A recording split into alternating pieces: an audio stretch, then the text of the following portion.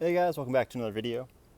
Today we're doing a review of this Clorox pool Algaecide and Clarifier.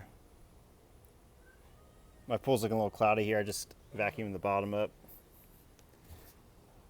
so the water's a little cloudy. So I'm going to add this to it. It's a 3,000 gallon pool about. This recommends adding about 100 ounces per 10,000 ounces. So by division I need to add about 30 ounces or so. So I'll do 3 cups, which should be about 32 ounces. And then we will check back on the pool, see if it gives you a time. Doesn't really give you much of a time here on how long it should take. Well, I'll give it 24 hours and we'll check back and see how cloudy the pool is. But here again, here's how cloudy here's kind of how the water looks now. You can still see the bottom, you can still see the steps there, but you can tell a lot of stuff has just gotten churned up. So I have 3 cups here. It's got a blue tinge to it. There's my first cup. And then I'm going to go around the pool and add cups to like kind of spread it out a little bit. And then I'll run my filter and see what that does.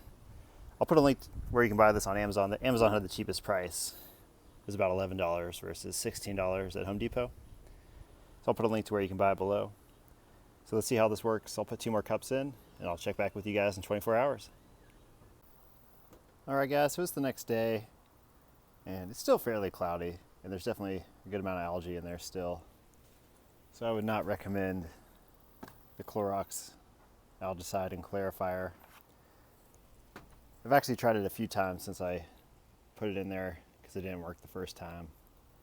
I did find that this works pretty well. So I'll do another review video on this stuff. I'll put a link to this down in the description below. This Pool Care Shock Advanced works really well, so I'm going to start using that.